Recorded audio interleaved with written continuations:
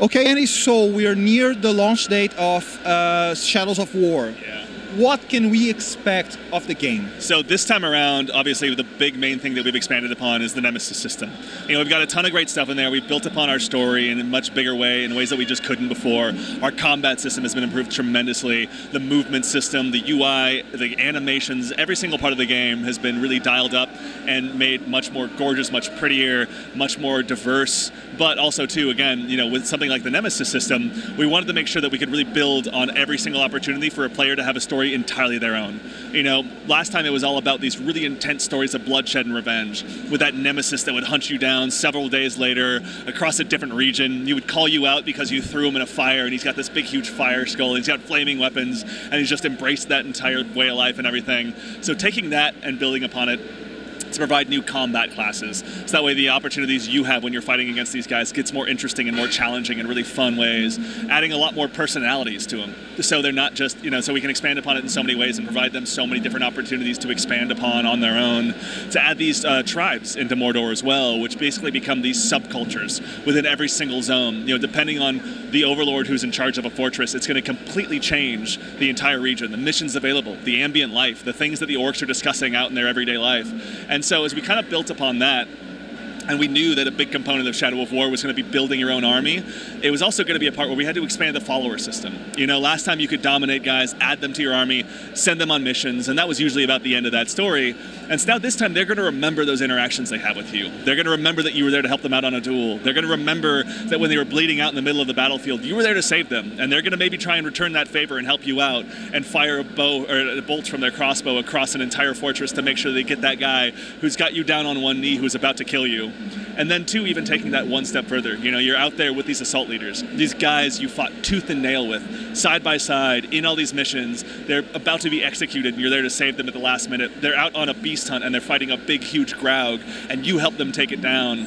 Being able to build on that and take those guys out there, the people that you care about the most, the things that you think make them most capable in combat, are things that you can now really utilize as you push forward into these fortress assaults.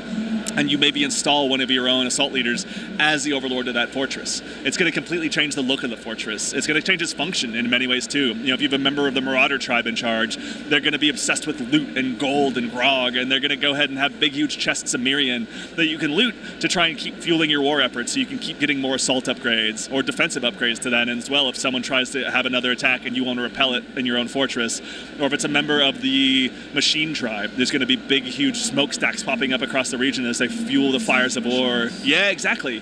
You know, and so as we expand upon it in every way, it was all about providing situations where you as the player were going to have a playthrough all your own. Whether it was your first playthrough, your second, your fifth, your 10th, or it was you going over to your friend's house and they're roughly the same point in the game as you, and their world looks categorically different in every way. Or you're just watching someone live stream the game and you're a little worried about coming across a spoiler or seeing how they're approaching a different challenge you had, and it's entirely different too. You know, making sure that you as a player have an experience all your own is at the core of building up the Nemesis system. Okay. With all that content that we just heard, it's going to be a huge game. And talking about content, you also added something that is a homage to a team member, Michael Forgo. What became of the team when you heard the news? The news of the DLC moved every player's heart.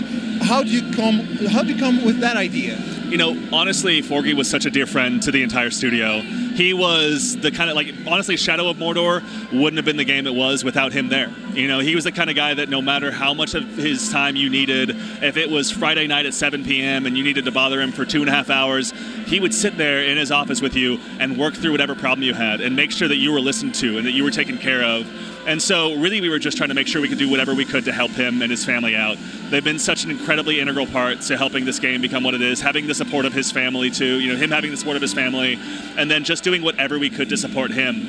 You know, really that was at the core of every decision we made. Everyone at the studio just wanted to make sure that we could provide a proper homage to him and immortalize him, to the point where even the music in the trailer is a song that he wrote and performed. You know, and that's like, we built the entire character, the entire facial model, everything after him. And so, you know, the tattoos are inspired by the tattoos he had. You know, for us, it was just about making sure that we could properly give an homage to a man as important as Michael Forgy.